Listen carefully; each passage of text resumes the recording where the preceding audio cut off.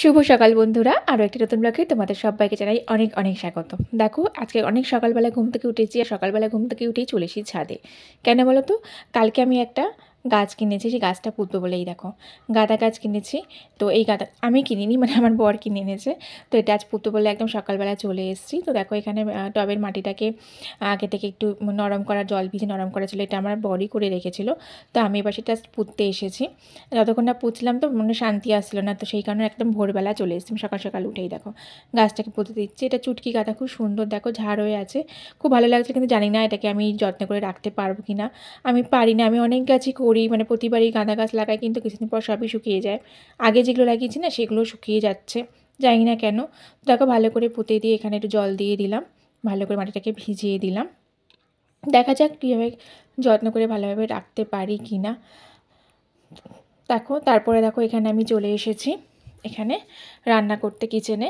তো রান্না বসিয়ে দিয়েছি। ওইদিকে দেখো পালং শাকের চচ্চড়ি হচ্ছে, শীষ পালং এনেছিলাম, তো শীষ পালং চচ্চড়ি হচ্ছে ওখানে। আর এদিকে ভাতটা হয়ে গেছে, এবার ভাতটা নামাবো। এই দেখো এখানে ভাতটা আমি উবুর দিয়ে দিচ্ছি।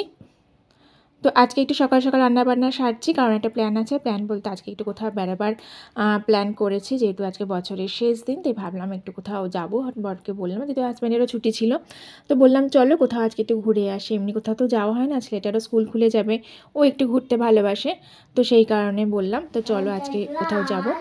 তো দেখো এখানে তারপরে রান্না করতে করতে ছেলেকে একটু পড়াতে হচ্ছিলাম, যদিও মানে এরপর ড্রয়িং ক্লাসে যাবে, ড্রয়িং ক্লাসে এখনও যায়নি। একটু বললাম সকালবেলায় পড়ে না, নিয়ে তারপর ড্রয়িং ক্লাসে যাবে, ড্রয়িং ক্লাস থেকে এসে তারপর আমরা বেড়াতে যাব। তো একটু পড়া ধরছিলাম, একটু পড়া বলছিলাম। তো খুব একটা ভালো পড়া মুখস্থ হয়নি, এটাকে পড়া মুখস্থ বলে না।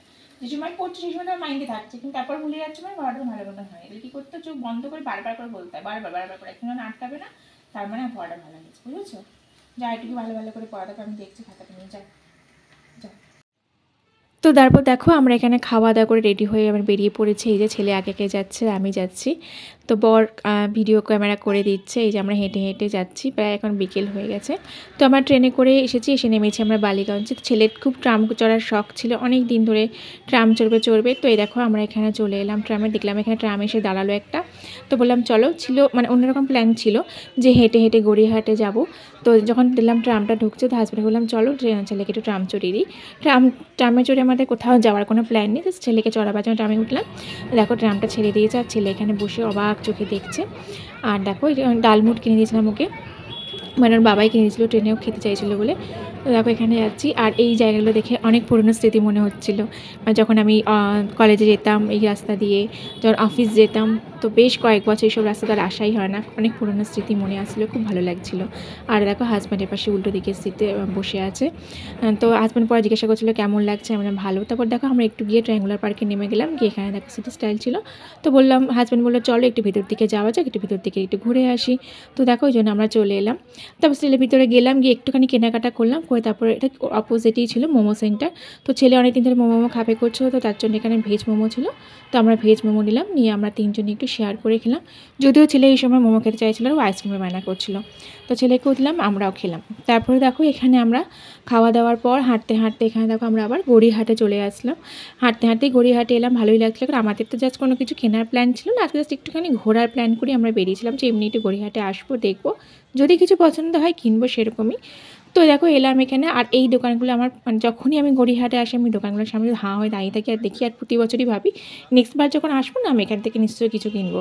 কিন্তু কেনা আমার হয় না, কারণ সত্যি বলতে আমার ঘরে না কোথাও লাগাবার মানে রাখার কোনো জায়গায় নেই। দেখো দাঁড়িয়ে থেকে শুধু আমি দেখছিলাম।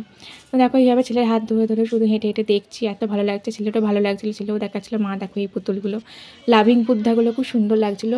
আর যেহেতু আজকে রবিবার ছিল, তো এখানে রবিবার তো কলকাতার দোকানগুলো এমনি বন্ধই থাকে, বড় দোকানগুলো। আর দেখো হ্যাপি নিউ ইয়ারের জন্য কি সুন্দর সাজিয়েছে। তো এখানে একটা দোকানের সামনে দেখলাম কি সুন্দর, দেখো এখানে মুভিং সান্তা রয়েছে, মিউজিক বাজছে, আর এখানে কি সুন্দর। তো ছেলে ওখানে একটুখানি ভিডিও করলো, ভিডিও করার পর তো আমরা চলে এলাম চা খেতে। চাটা খেয়ে তারপরে আপনার হাঁটা দিলাম একদম বাড়ির পথে। তো আমরা এরপর আবার ট্রেন ধরে বাড়ি চলে আসবো। তো আজকের ভিডিওটা যদি তোমাদের ভালো লেগে থাকে, তাহলে লাইক আর শেয়ার করতে একদম ভুলো না।